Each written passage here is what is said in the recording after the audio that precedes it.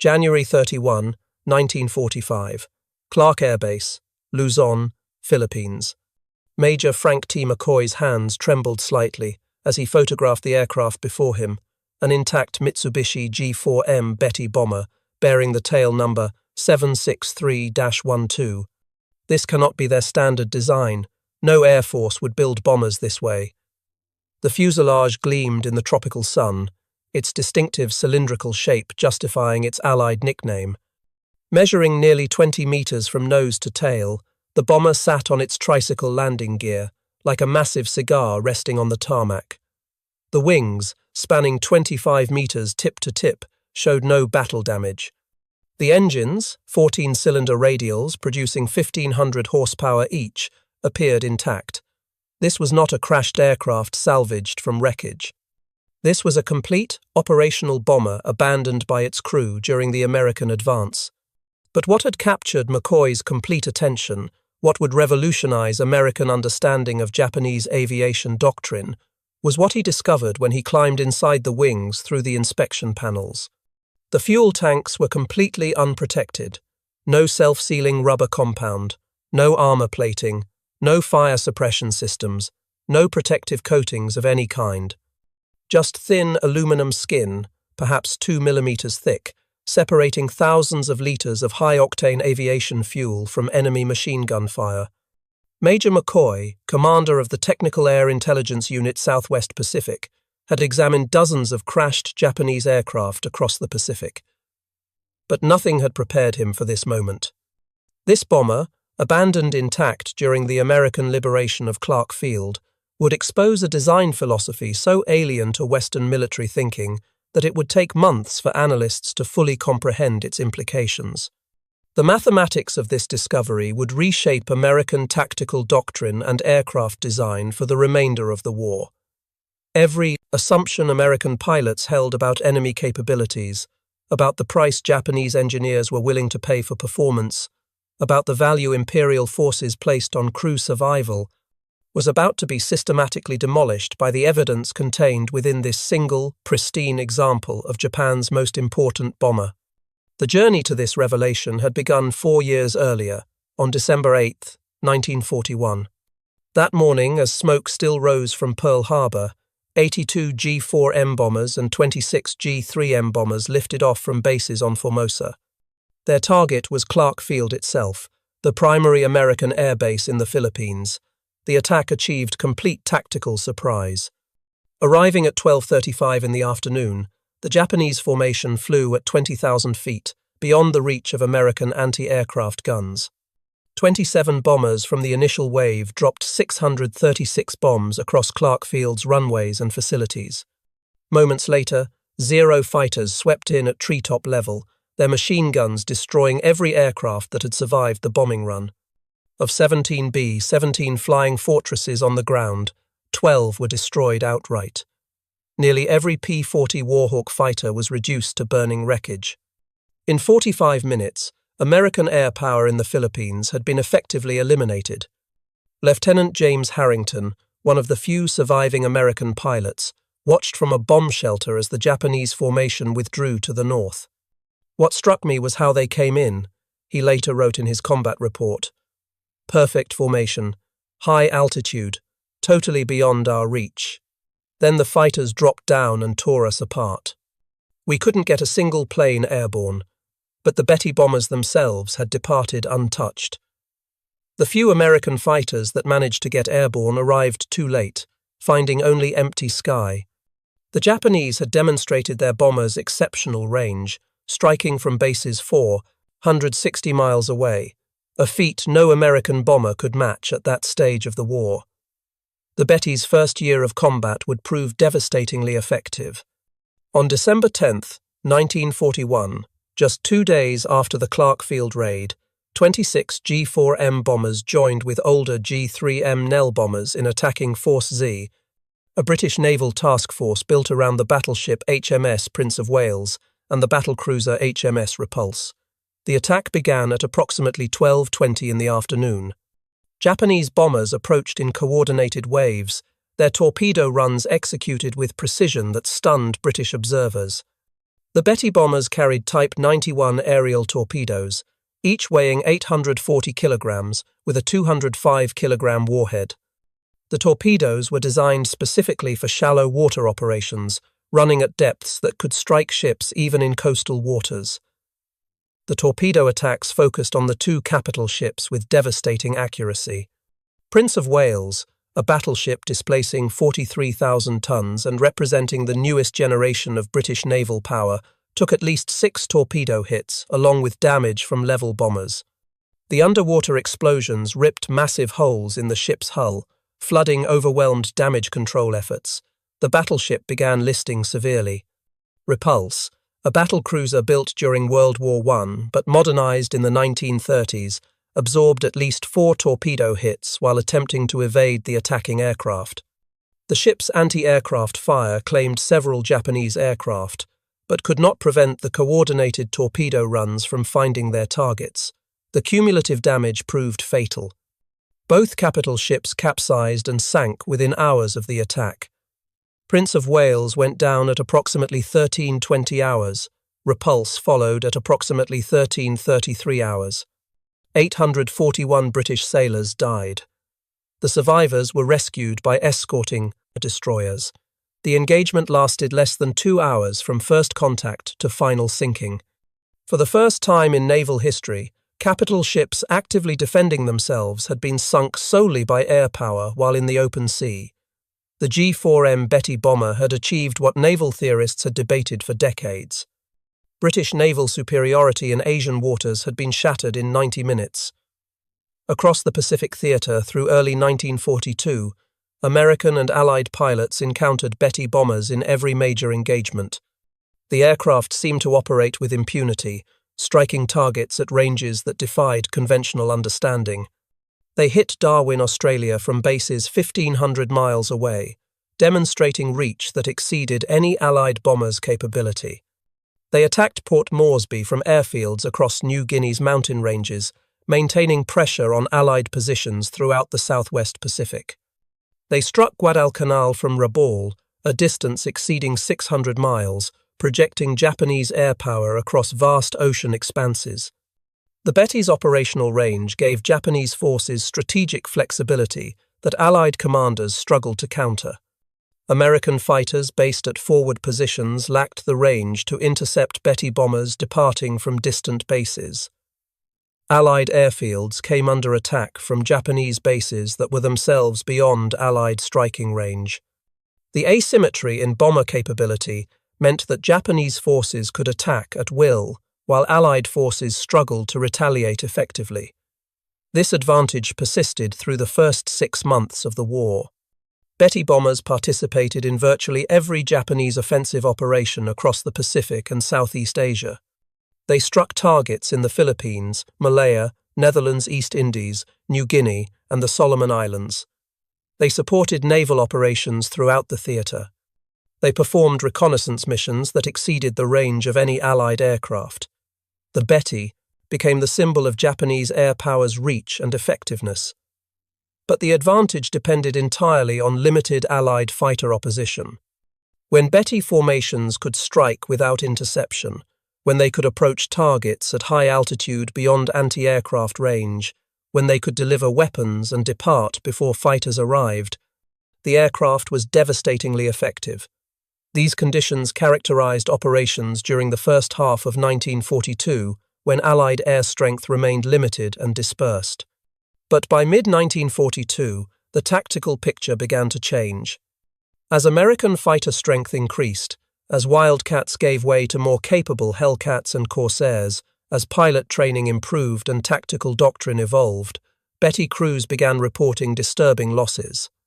The shift became undeniable on August 8, 1942. 23 G4M bombers from the 4th Air Group departed Rabaul to attack American positions at Guadalcanal. American fighters intercepted the formation over Savo Island. In the engagement that followed, 18 of the 23 Betty bombers were shot down. Approximately 120 aviators died in what would become the single worst G4M loss during the entire campaign. Fighter pilots reported the same observation across every engagement. The Betty exploded into flames with minimal hits. 2 or 3 rounds anywhere along the fuselage or wings produced catastrophic results. The aircraft earned grim nicknames that spread rapidly through American squadrons. Flying Cigar, One-Shot Lighter, Flying Zippo, all references to the Betty's terrifying tendency to bloom into fire from battle damage. By October 1942, when Lieutenant Commander John Thomas Blackburn arrived at Guadalcanal commanding VF-17 flying F-4U Corsairs, the Betty's reputation had transformed completely. "First time we caught a Betty formation, we couldn't believe how easy they went down," Blackburn later reported. "Hit them anywhere along the fuselage or wings, and they'd explode. We actively hunted them, recognizing them as among the most vulnerable targets in Pacific skies. But the true extent of the Betty's vulnerability, the engineering decisions that made such catastrophic losses inevitable, would not be fully understood until American forces began capturing intact examples for detailed examination. The first significant intelligence breakthrough came in November 1942, when Australian forces overran Japanese airfields at Buna in Papua New Guinea. Among the abandoned aircraft, technical air intelligence units discovered Betty bombers with varying levels of damage. Initial examinations confirmed what pilots had reported. The fuel tanks had no protection whatsoever. Aeronautical engineers with the Allied Technical Air Intelligence Unit Southwest Pacific conducted the first detailed analysis. The wing access panels revealed fuel cells with no protective measures, thin aluminum construction, no rubber sealant layer, no protective coating, no fire suppression systems. Multiple Betty bombers examined at Buna showed identical characteristics. This was not battle damage or field modification. This was standard Japanese design. The implications were staggering. American bombers by 1942 universally featured self-sealing fuel tanks. The B-17 Flying Fortress had incorporated them from the B-17C model onward.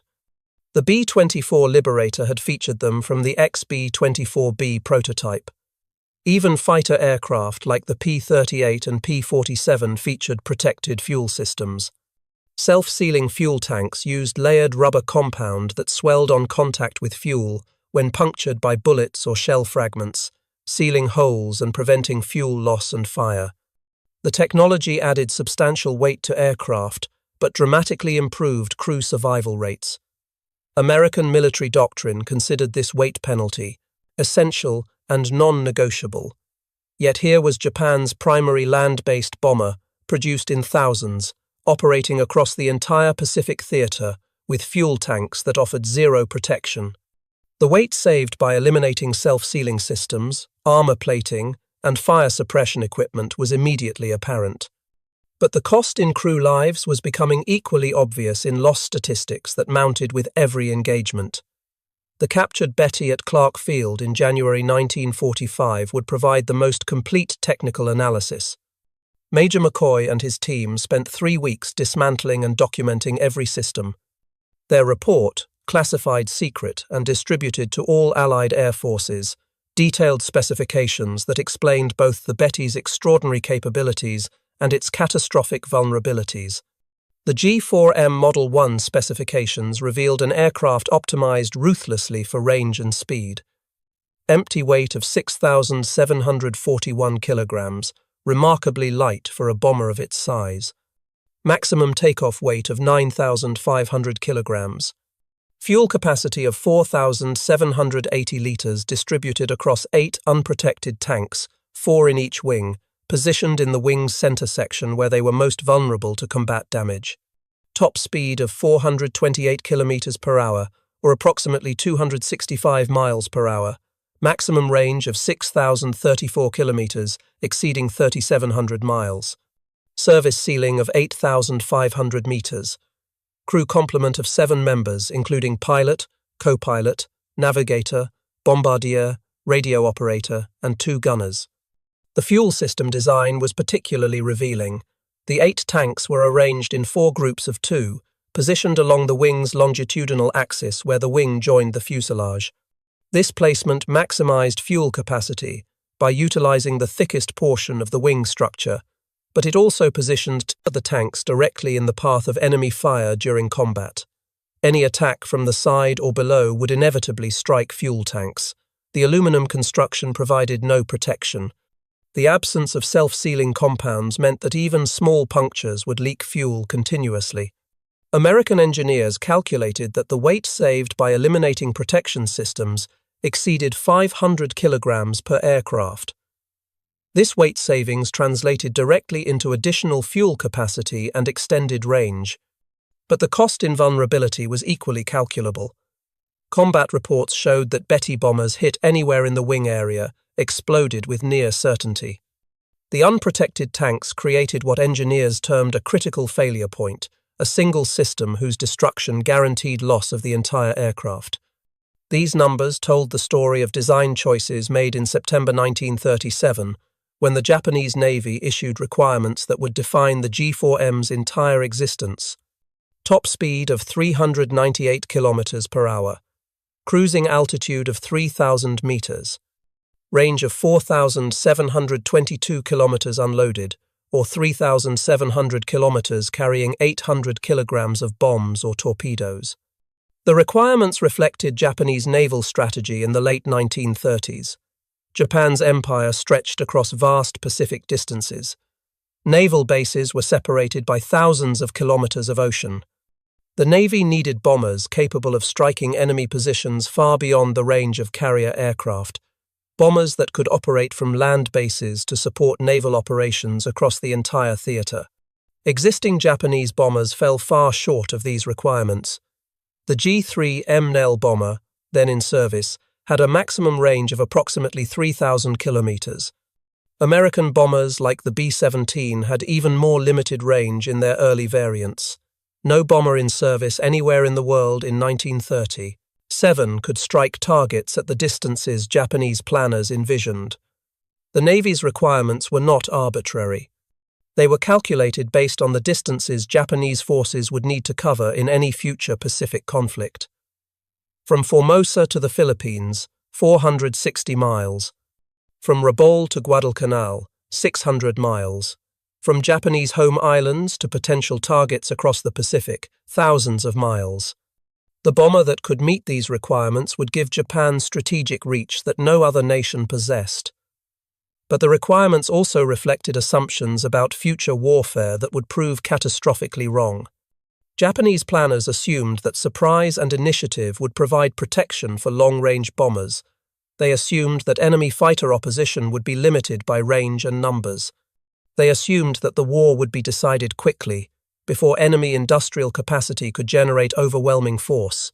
Every assumption would prove false. The man tasked with achieving the impossible was Kiro Honjo, who led the Mitsubishi design team after taking over from Joji Hattori. Honjo had studied bomber design at Junkers in Germany during the early 1930s, absorbing European aeronautical engineering principles and manufacturing techniques before returning to Japan. He understood immediately that meeting the Navy's requirements would demand compromises that Western air forces would never accept. Honjo assembled a team of engineers at Mitsubishi's Nagoya facilities to tackle the design challenges. The team analyzed every aspect of bomber design, calculating weight budgets for every component and system. They studied existing bombers from multiple nations, identifying where weight could be reduced without compromising structural integrity. They experimented with new construction techniques and materials that might offer weight savings. The mathematics were brutally simple. To achieve the required range, the aircraft needed massive fuel capacity. Each liter of aviation fuel weighed approximately 0.8 kilograms. 4,780 liters of fuel meant approximately 3,800 kilograms of fuel weight at full load. To achieve the required speed with this fuel load, the aircraft needed minimal weight. Every kilogram added to the empty weight reduced either range or payload capacity. These two requirements existed in direct opposition. Fuel was heavy. Protection systems were heavy. Armor plating weighing hundreds of kilograms would be required to protect crew positions and vital systems. Self-sealing fuel tanks added substantial weight through the rubber compounds and additional structure required. Fire suppression systems added weight. Redundant safety measures added weight. The cumulative weight of adequate protection would prevent achieving the required performance. Honjo made the decision that would define the G4M throughout its service life. Protection would be sacrificed for performance. The fuel tanks would be unprotected aluminum construction, no self-sealing compounds, no armor plating around fuel cells, no fire suppression systems beyond basic fire extinguishers, no redundant safety measures. Every kilogram saved would be invested in fuel capacity, range, and achieving the Navy's performance specifications. The decision was not made lightly. Honjo understood the risks. His team calculated the vulnerabilities that unprotected fuel tanks would create. They knew that combat damage to the wings would likely prove catastrophic. But they also knew that the Navy's requirements could not be met any other way with available technology. The choice was between an aircraft that met performance specifications with known vulnerabilities or an aircraft that failed to meet requirements but offered better protection. The Navy had demanded performance. Honjo delivered performance. The first G4M prototype flew on October 23, 1939. The aircraft met every performance requirement the Navy had specified. Speed exceeded expectations, range surpassed projections, payload capacity satisfied operational needs. The bomber entered production as the Navy Type 1 attack bomber, with Mitsubishi building the aircraft at plants in Nagoya. Initial production models, designated G4M Model 1, began reaching operational units in April 1941. By December 1941, approximately 180 G4Ms were in service with the Japanese Navy. These aircraft would form the backbone of Japanese land-based air power throughout the Pacific War. The Betty's combat debut at Clark Field and against Force Z demonstrated the wisdom of Honjo's design priorities in the specific conditions of early 1942. When facing limited opposition, when achieving surprise, when operating beyond the range of enemy fighters, the Betty was devastatingly effective. Its range allowed strikes from bases that enemies considered safe. Its speed permitted rapid penetration of target areas. Its payload delivered meaningful damage. But these advantages depended entirely on the assumption that Betty formations would face minimal opposition. The moment American fighter strength increased, the moment interception became routine, the moment sustained combat became inevitable, every design choice that prioritized range over protection became a death sentence for crews. The Guadalcanal campaign exposed the fundamental flaw in the Betty's design philosophy. From August through October 1942, more than 100 G4M bombers were lost with their crews in what became a sustained bloodletting that Japanese air forces could not sustain. The single mission on August 8 alone destroyed 18 of 23 aircraft with approximately 120 aviators killed. The pattern repeated with brutal consistency throughout the campaign. Betty formations would depart from Rabaul, fly 600 miles to Guadalcanal, engage American fighters, and suffer catastrophic losses. August 9th saw additional bombers lost. August 10th brought more losses. By the end of August, the 4th Air Group had been effectively destroyed as an operational unit. September brought no respite. Betty formations continued striking American positions at Guadalcanal, and American fighters continued destroying them in overwhelming numbers. The mathematics were inexorable. Japanese forces needed to strike American positions to contest control of the island. Betty bombers provided the only means of delivering meaningful strike capability from Rabaul. But every mission resulted in losses that could not be replaced. October saw the pattern continue. American fighter strength increased as more squadrons arrived at Henderson Field. Pilot quality improved as combat experience accumulated. Tactical doctrine evolved to exploit Betty vulnerabilities more effectively. Japanese losses accelerated even as the number of bombers available for missions declined. By November, when the Guadalcanal campaign effectively ended with Japanese withdrawal, Betty losses exceeded 100 aircraft. Crew casualties approached 700 men dead. The exchange rate was unsustainable. Japan's most capable land-based bomber had been rendered obsolete by its own vulnerabilities. transformed from a feared weapon into what American pilots called easy meat. Japanese planners had expected losses. All military operations involve casualties, but the scale of Betty losses exceeded every projection. The unprotected fuel tanks that permitted 6,000-kilometer range also guaranteed that any hit to wings or fuselage would likely prove fatal. There was no middle ground, no wounded bombers limping home, no damaged but survivable aircraft. Betty bombers either returned untouched or exploded in flames. By mid-1943, Japanese engineers recognized that modifications were essential. Starting with the 663rd aircraft produced in March 1943, 30mm rubber sheets were installed beneath wing surfaces where fuel tanks were located. These sheets were not true self-sealing tanks. They were a compromise measure, adding minimal weight while providing limited protection against fuel leakage. The modification reduced top speed by 9 km per hour. Maximum range decreased by 315 kilometers, but crew survival rates showed no significant improvement. The rubber sheets could slow fuel leakage from small caliber hits. They could not prevent fires from larger caliber rounds or cannon shells. They could not stop explosions when tracers ignited fuel vapor. The fundamental vulnerability remained unchanged. Japanese designers attempted more comprehensive protection with the G4M Model 3, introduced in October 1944. This variant featured actual self-sealing fuel tanks, with capacity reduced to 4,490 litres to accommodate the leak-blocking material. The modification reduced maximum range to 3,640 kilometres, a loss of more than 2,000 kilometres compared to the original G4M Model 1. Approximately 60 G4M Model 3 aircraft were produced by war's end. The modification came too late and in too limited numbers to affect the Betty's combat record. By late 1944, American air superiority was so complete that no level of fuel tank protection would have permitted Betty bombers to operate effectively. The war's outcome had already been determined.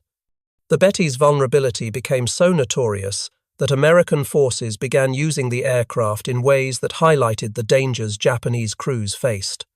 On April 18, 1943, the Betty bomber became the instrument of Admiral Yamamoto's death in an engagement that demonstrated both American signals intelligence capabilities and the aircraft's fatal weaknesses.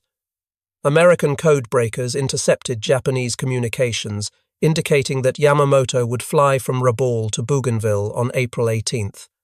The Admiral would travel aboard a G4M bomber with a fighter escort. 18 P-38 Lightnings from the 339th Fighter Squadron were assigned to intercept the flight, though only 16 actually flew the mission after one aircraft blew a tire on takeoff and another suffered drop tank failures. The mission required extraordinary precision. The P-38s would fly over 400 miles at wave-top height to avoid radar detection, navigate across open ocean without landmarks, and arrive at exactly the calculated intercept point at exactly the calculated time. Any error in navigation, any deviation in timing, would result in mission failure. The intercept had to occur within a narrow window when Yamamoto's aircraft would be vulnerable. The P-38s departed Guadalcanal at 07:25 hours. They flew at 50 feet above the ocean for over 400 miles, maintaining strict radio silence. Navigation was by dead reckoning and timing. The formation arrived at the calculated intercept point with precision that would become legendary in aviation history. At 09:34 hours, exactly on schedule and exactly 1 minute ahead of the calculated intercept time, the P-38 spotted Yamamoto's formation. 2 Betty bombers flying at low altitude with 6 Zero fighters as escort.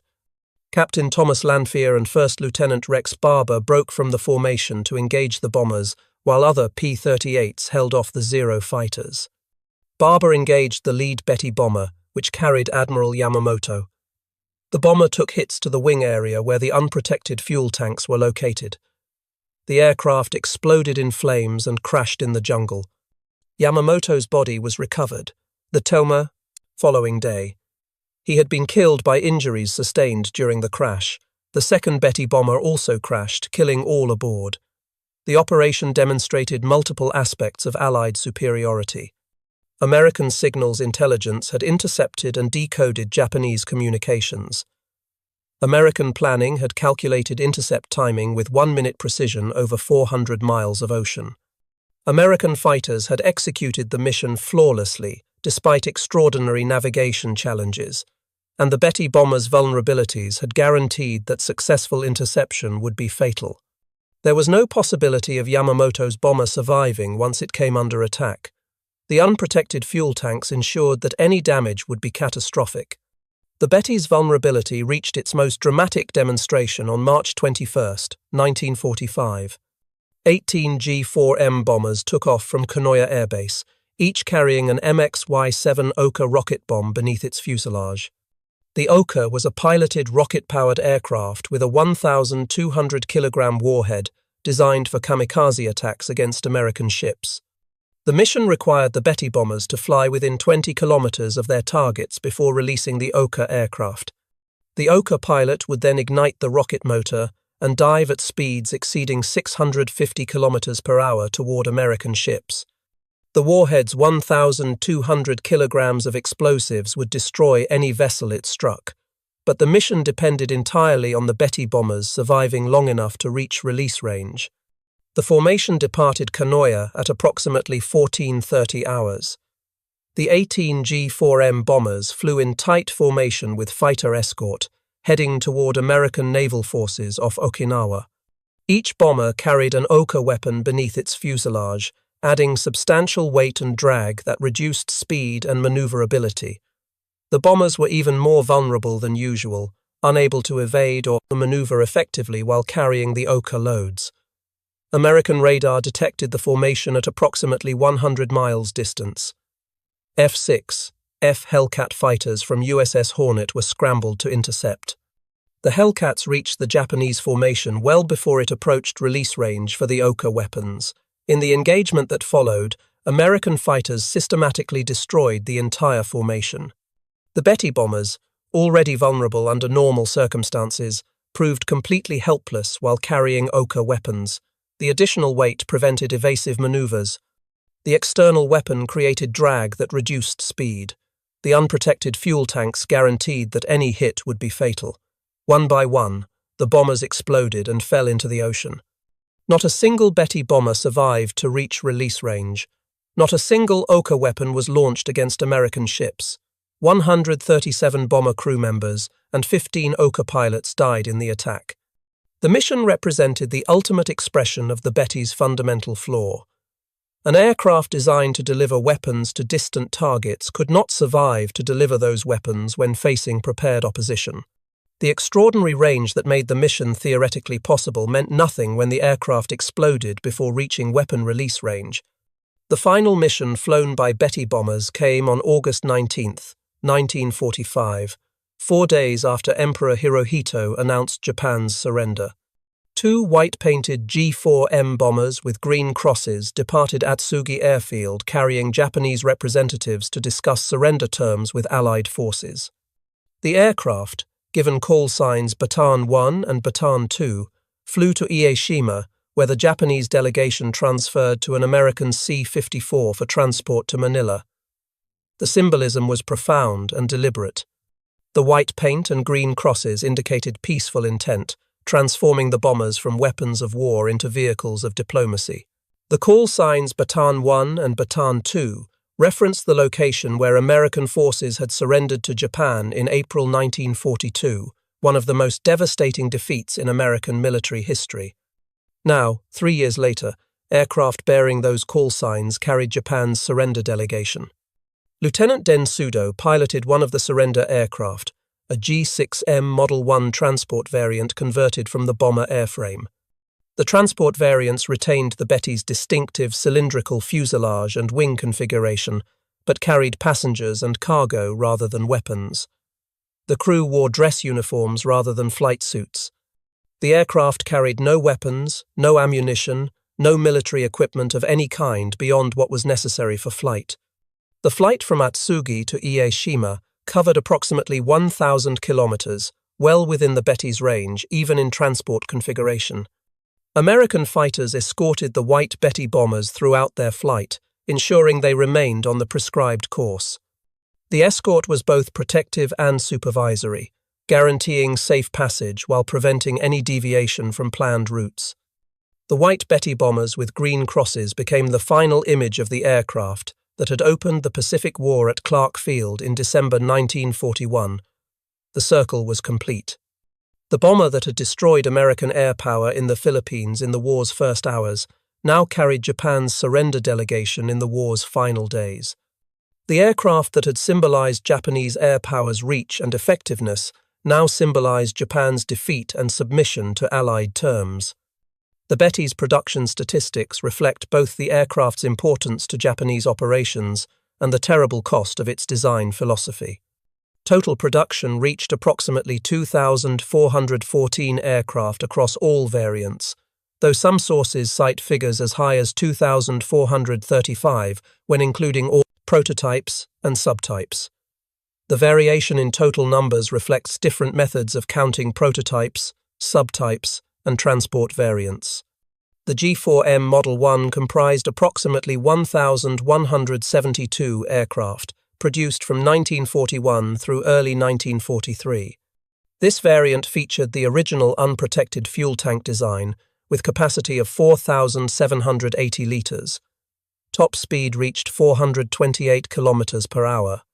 Maximum range of 6,034 kilometers made it the longest-ranged bomber in service anywhere in the world. But the complete absence of protection systems made it catastrophically vulnerable once American fighter strength increased. The G4M, Model 2, with increased fuel capacity and slightly higher speed, accounted for approximately 1,142 examples produced from 1943 through 1945. This variant increased fuel capacity to 6,490 litres, extending maximum range even further. Top speed increased slightly to 437 kilometers per hour. But the Model 2 retained the fundamental vulnerability of unprotected fuel tanks. The modifications improved performance without addressing survivability. The G4M, Model 3, designated Model 34, represented the only variant with actual self-sealing fuel tanks. Production began in October 1944, but only 60 to 91 aircraft were completed by war's end, depending on source. The self-sealing tanks reduced fuel capacity to 4,490 litres to accommodate the leak-blocking material. Maximum range decreased to 3,640 kilometers, a loss of more than 2,000 kilometers compared to the Model 1. The modification came too late and in too limited numbers to affect combat outcomes. The G6M transport variant, converted from bomber airframes, added another 30 aircraft. These transport versions carried passengers and cargo rather than weapons, serving in liaison and communications roles. The G6M Model 1 used for one of the surrender aircraft in August 1945 represented this variant. Production continued through August 1945, with final aircraft completed just days before Japan's surrender. Mitsubishi factories produced Betty bombers at peak rates of approximately 100 aircraft per month during 1943. Production decreased in 1944 and 1945 as Allied bombing disrupted Japanese industry and as resources were diverted to fighter production for homeland defense. These production numbers made the Betty one of Japan's most numerous bombers, exceeded only by some fighter types in total production. Over 4 years of war, Mitsubishi delivered approximately 2,400 aircraft to Japanese Navy units across the Pacific Theater. The bombers served in every major campaign, participated in every significant naval engagement, and struck targets across distances spanning thousands of kilometers. But production statistics tell only part of the story. Loss rates tell the rest. Few Betty bombers survived to war's end. The overwhelming majority were destroyed in combat, consumed by the fires that the unprotected fuel tanks made inevitable. By August 1945, when Japan surrendered, only a handful of operational Betty bombers remained in service. The aircraft that had numbered in hundreds in 1942 had been reduced to dozens by attrition that no amount of production could replace. The casualty statistics among Betty crews were similarly devastating, though exact numbers remain difficult to verify from available records. What is certain is that thousands of Japanese aircrew died in Betty bombers, their deaths made nearly inevitable by the aircraft's fundamental vulnerabilities. The unprotected fuel tanks created conditions where survival depended entirely on avoiding combat damage. Once hit, Betty bombers rarely survived. Once on fire, they never survived. The crews understood these odds and flew anyway, because military discipline and cultural values demanded that they accept the risks regardless of consequences. Surviving Betty crews were unanimous in their assessment. The aircraft's unprotected fuel tanks made survival a matter of pure chance. No amount of skill, no tactical innovation, no courage could compensate for the fundamental vulnerability built into every G4M. Former Flight Petty Officer Masao Sato, who completed 28 combat missions before transfer to training duties, offered the most direct summary. The Betty was a magnificent aircraft that asked us to die for its range. We flew it because we were ordered to fly it. We died in it because that was what it was designed to make us do. The comparison with Allied bomber protection systems highlights the stark difference in design philosophy. The B-17 Flying Fortress featured armor plating protecting pilot and co-pilot seats, with steel plates ranging from 0.30 to 0.31 inches thick. Armored bulkheads protected crew positions throughout the fuselage. The bombardier position featured armored glass. Waist gunner positions included protective shields. Self-sealing fuel tanks were standard from the B-17C model onward, introduced in 1941. The B-25 Mitchell incorporated similar comprehensive protection. Pilot and co-pilot seats featured armor backing. Fuel tanks included self-sealing compounds from early production. The B-25's empty weight of approximately 9,100 kilograms reflected the substantial weight penalty of protection systems, roughly 2,000 kilograms heavier than the Betty despite similar size and role. The weight penalty for Allied protection systems was substantial and accepted as necessary. American studies during the war demonstrated the effectiveness of crew protection measures with statistical precision. Body armor reduced thoracic wound fatalities from 36% to 8%, a reduction of more than 75% in deaths from chest wounds. Self-sealing fuel tanks reduced fire-related casualties by similar margins. Aircraft equipped with protected fuel systems showed survival rates 3 to 4 times higher than unprotected aircraft when damaged in combat. Protected crew positions increased survival rates in damaged aircraft by providing shielding from shell fragments and small arms fire. Armored glass prevented pilot casualties from head-on attacks. Bulkheads compartmentalized the fuselage, preventing fire or damage in one section from spreading throughout the aircraft. The comprehensive approach to crew protection reflected American doctrine that trained crews represented assets more valuable than aircraft, which could be replaced more easily than experienced combat veterans. The weight cost for this protection exceeded £1,000 in most American bombers, but American industrial capacity permitted this weight penalty without sacrificing production numbers. American factories produced over 12,000 B-17 bombers and nearly 10,000 B-24 Liberators during the war. The production capacity meant that American forces could field large numbers of protected bombers without compromising capability. Japanese doctrine reached different conclusions. The Betty's design reflected a calculation that range and striking power outweighed crew survival. This philosophy assumed that achieving surprise and maintaining initiative would provide sufficient protection. It assumed that enemy opposition would remain limited. It assumed that the war would be short and decisive. All these assumptions proved catastrophically wrong. By mid-1942, American fighter strength increased to levels that made Betty interception routine. By late 1942, American pilots had learned to exploit every Betty vulnerability. By 1943, Betty formations suffered such devastating losses that missions became suicide operations. By 1944, Betty bombers could barely operate in daylight against American opposition. The mathematics of the Betty's war were written in fire and loss. Every advantage that made the aircraft formidable in early 1942 became irrelevant once sustained combat began. Range meant nothing when bombers exploded before reaching targets. Speed meant nothing when fighters could intercept from distant bases. Payload meant nothing when formations were destroyed before weapon release.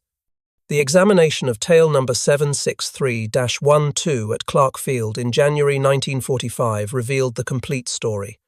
The unprotected fuel tanks that shocked Major McCoy were not an oversight, not a temporary expedient, not a design failure. They were the deliberate choice of engineers who believed range mattered more than survival. Japanese designers had created exactly what their specifications demanded.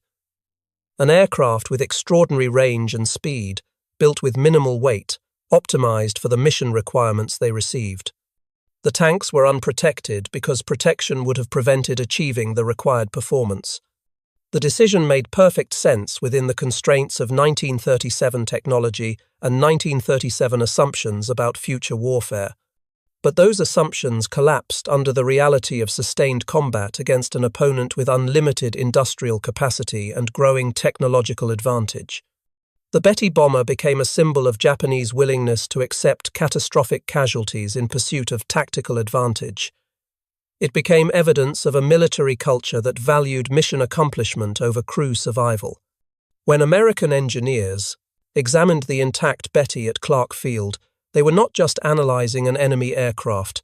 They were witnessing the physical manifestation of choices made years earlier, choices that prioritized capability over survival, choices that would cost thousands of Japanese aircrew their lives.